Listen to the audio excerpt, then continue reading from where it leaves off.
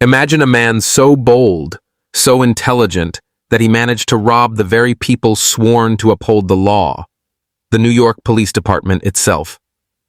In the 1970s, while the Mafia ran New York's underworld, one quiet mastermind, Vincent Papa, pulled off a heist that shocked America. He didn't storm a bank or blow open a vault.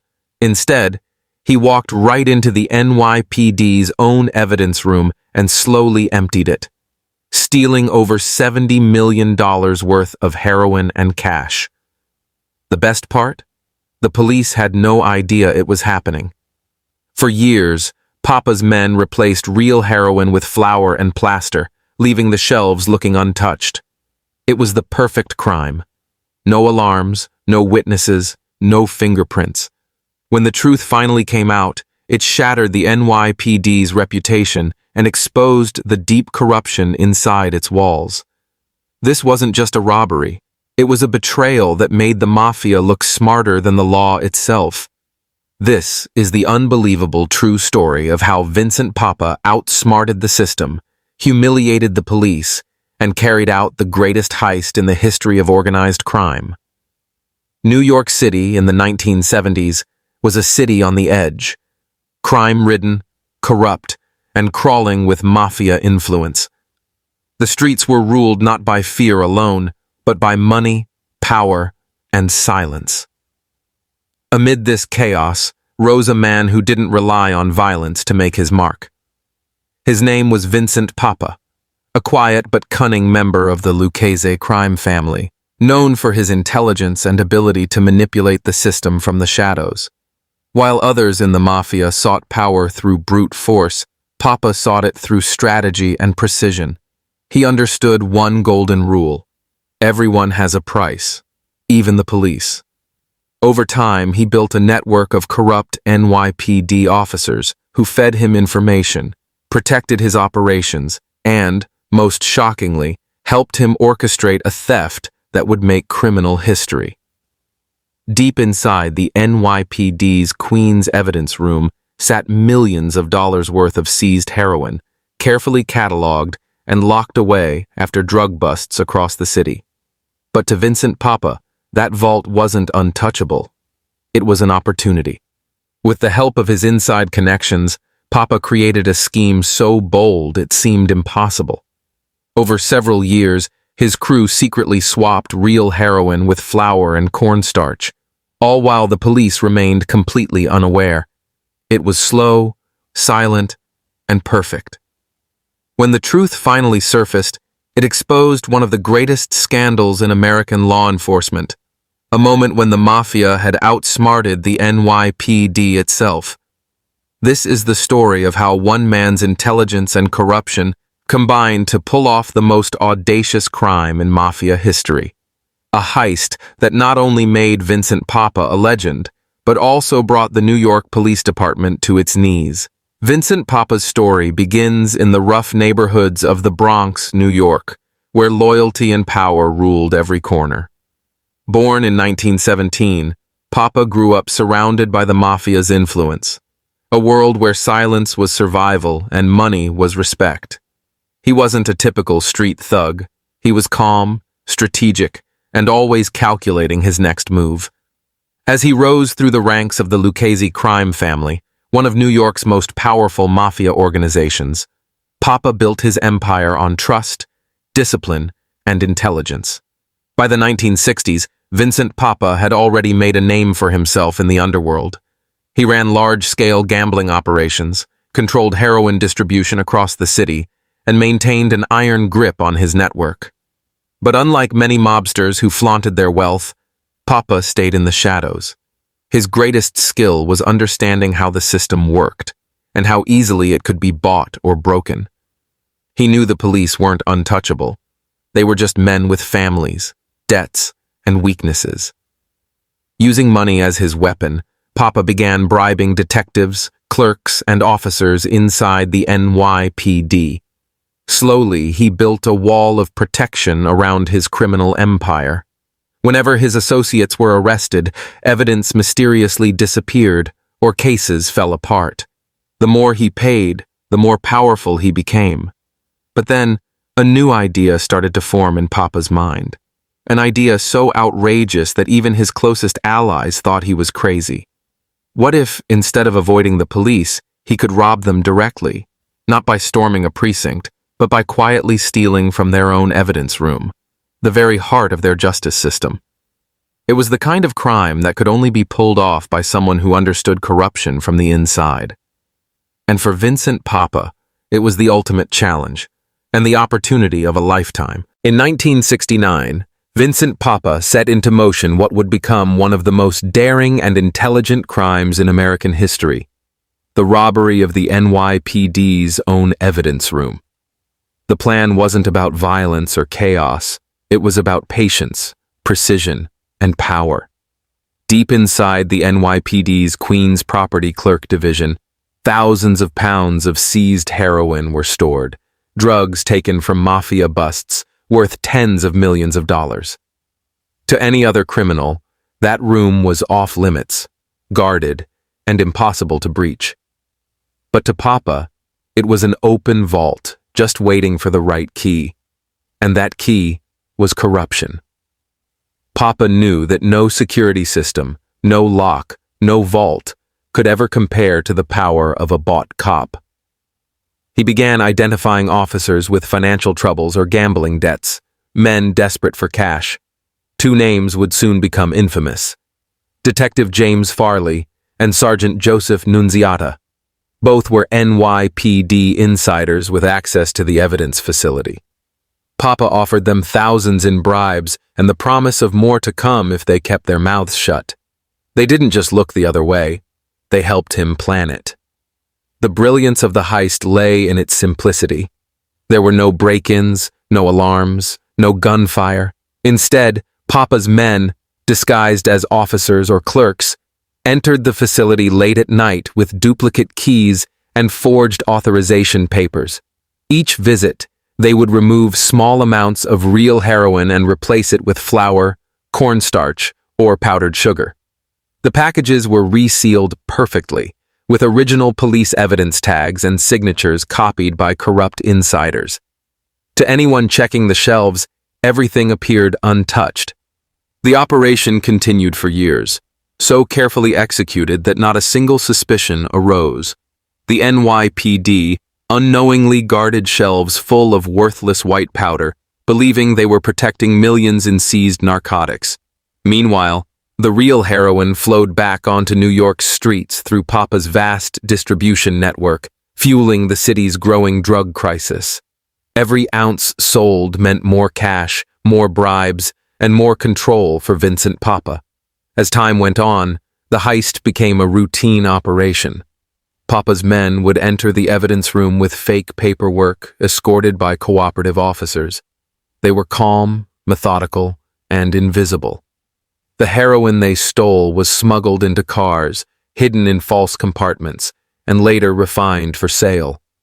By 1971, estimates suggest that Papa's operation had stolen over $70 million worth of drugs and cash, all under the NYPD's nose. But every crime, no matter how perfect, carries risk. And for Papa, that risk came in the form of greed and pride. Some of his partners began boasting about their wealth. A few corrupt cops started spending big, raising eyebrows among honest detectives. Then came the moment that shattered the illusion.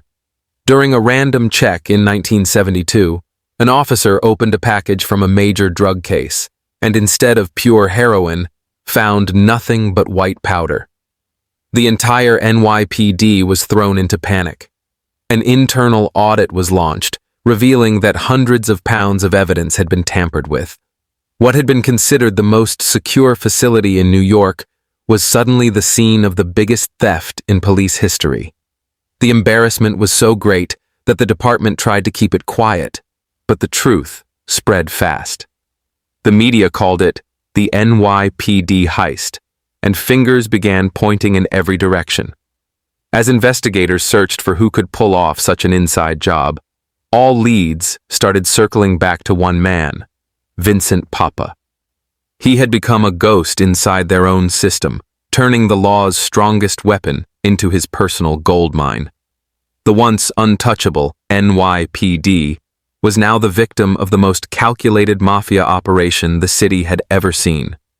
And the man behind it all was sitting quietly in the Bronx, counting his millions. As the stolen heroin and cash poured in, Vincent Papa's empire grew stronger than ever before. What began as a secret operation hidden behind NYPD walls soon turned into a sprawling network of power, money, and corruption that reached every corner of New York City. Papa had achieved something no other mobster had. He had turned the police department into his silent partner. The heroin stolen from the evidence room was repackaged and resold through his distribution routes, flooding the streets with high-grade drugs while the police unknowingly chased their own stolen evidence. Every ounce of heroin sold brought in thousands of dollars, and every dollar bought more silence. Papa funneled his money through legitimate businesses, car dealerships, trucking companies, and nightclubs, creating an elaborate web of money laundering. His reputation in the mafia world skyrocketed. He wasn't known for violence. He was known for outsmarting everyone, even the law itself. Within the Lucchese family, Papa's intellect made him invaluable. He could bribe cops, manipulate investigations, and plan moves that made other mobsters look like amateurs. But with great success came great suspicion. Inside the NYPD, whispers began to spread. Honest officers started questioning how so many drug cases were collapsing and why evidence seemed to go missing. Detectives began pointing fingers at one another, and soon, Internal Affairs launched a quiet investigation into possible corruption within the property clerk division. The department was already struggling with scandals, and this one threatened to destroy its credibility completely. Meanwhile, Papa's own network began to crumble from within. Some of the corrupt officers grew reckless, flashing money they couldn't explain. Others became paranoid, afraid of being exposed. And in the mafia world, fear often leads to betrayal. One of Papa's closest associates, Anthony Loria, was arrested on unrelated drug charges. Facing a long sentence, Loria decided to talk, and what he revealed would blow the case wide open. Loria described in detail how Papa's crew had systematically looted the NYPD evidence room, replacing heroin with flour, and how certain police officers had helped cover it up. Investigators were stunned. It sounded unbelievable, yet the missing evidence and fake drugs in storage told the same story. The more they dug, the clearer it became that this was no small operation. It was a massive criminal conspiracy that reached deep into law enforcement itself. The FBI soon joined the investigation, bringing national attention to the case. What they uncovered was staggering.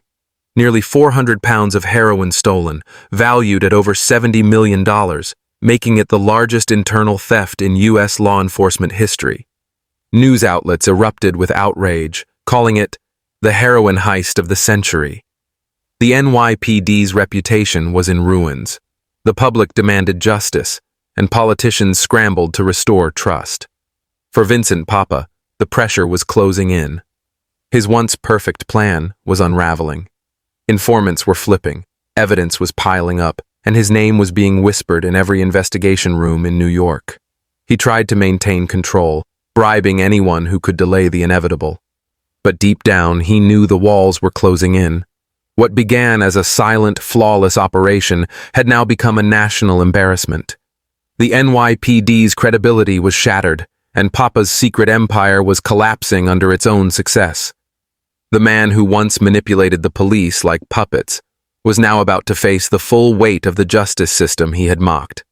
And for the first time, Vincent Papa was running out of moves. By 1972, the web of corruption surrounding Vincent Papa had finally begun to unravel. What had once been a flawless criminal operation was now under a microscope. The FBI, the NYPD's Internal Affairs Division, and the Federal Narcotics Bureau all joined forces in a massive investigation. Every officer who had worked in the Queen's evidence storage facility was interrogated, and every record was rechecked. What they found was undeniable. Hundreds of pounds of heroin missing, replaced with worthless white powder. The trail of money and favors all pointed to one man, Vincent Papa. Papa had always prided himself on being invisible, the kind of mobster who stayed behind the scenes while others took the spotlight. But now, his own silence worked against him. Former allies began turning on him to save themselves. Corrupt cops, terrified of losing their pensions or going to prison, started cooperating with investigators. Names were named, deals were made, and slowly, the intricate puzzle that Vincent Papa had built began to take shape in the eyes of the law. In early 1972, Papa was arrested in his Bronx home and charged with narcotics conspiracy, theft, and bribery. His calm demeanor at the time of arrest stunned the officers. He didn't yell, didn't resist. He simply smirked, as if he already knew the outcome. But the evidence was overwhelming. Testimonies, bank records, and wiretaps all tied him to the operation that had humiliated the NYPD and embarrassed the city. During the trial, prosecutors laid out every detail of his operation.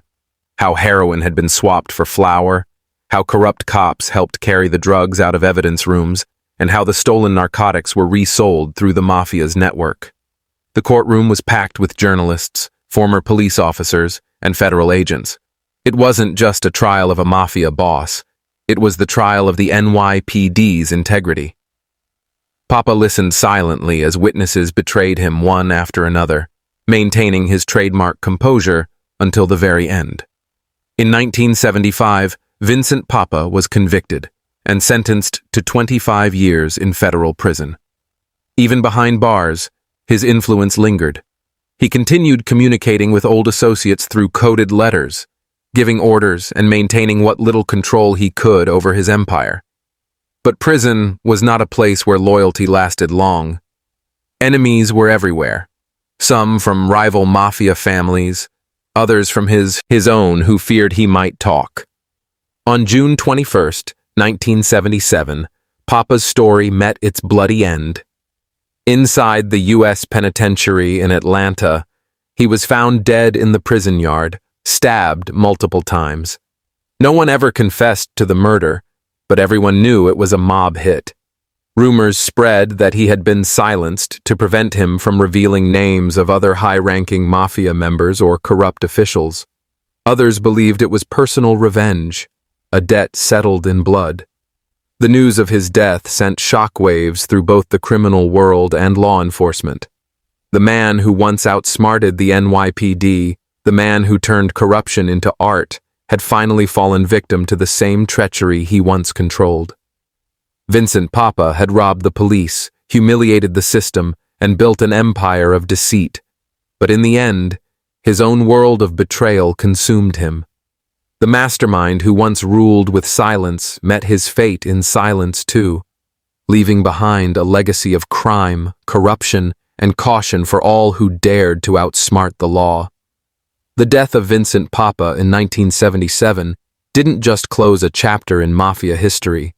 It exposed an era of corruption so deep that it changed the face of American law enforcement forever. What Papa's heist revealed was more than just a stolen fortune. It exposed how greed, fear, and silence had rotted the very system meant to protect the people. The NYPD, once seen as the symbol of justice in New York, was now forced to face its darkest truth. The enemy had not broken in from the outside. It had already been inside all along. After Papa's death, investigations continued for years. The Knapp Commission, already formed to uncover police corruption, used his case as a prime example of how the Mafia had infiltrated the department. Dozens of officers were suspended, fired, or arrested. Some were stripped of their pensions, while others simply disappeared, leaving behind unanswered questions and broken reputations. The story shocked the public and permanently damaged the image of the NYPD. What Papa had managed to do was not just steal heroin, he had stolen the public's faith in law enforcement. The heist also sent ripples through the Mafia world. To many in organized crime, Vincent Papa became a legend, the man who robbed the police and got away with it for years. His intelligence and precision earned him a place among the most cunning figures in Mafia history. But among law enforcement and political leaders, his name became a warning, a symbol of how far corruption could go when greed overtakes duty. His heist became a case study in every FBI training program for years to come, reminding agents that the most dangerous criminals are often the ones who never pull a trigger. In the years that followed, new systems were introduced within the NYPD, tighter evidence controls, better internal monitoring, and stricter accountability protocols. But despite all the reforms, the stain of Vincent Papa's crime never fully faded. His operation had proven that organized crime wasn't just about guns and drugs. It was about influence, manipulation, and strategy. Papa's brilliance lay not in violence, but in his ability to turn the system's own weaknesses against itself. As time passed, his story became part of Mafia folklore, retold in documentaries, books, and conversations among old mobsters who still admired his intelligence. Yet the irony of his life was clear. The man who had mastered corruption died betrayed by the very world he created. His empire collapsed, his partners turned on him, and his fortune vanished into the shadows of history. Today, Vincent Papa's name stands as both a symbol of criminal genius and a lesson in downfall. He proved that no matter how powerful or untouchable someone may seem, every empire built on deceit eventually crumbles. The NYPD recovered from the scandal, but it would never forget the humiliation of being outsmarted by a man they once underestimated. In the end, Vincent Papa's heist wasn't just about the millions he stole. It was about what it revealed.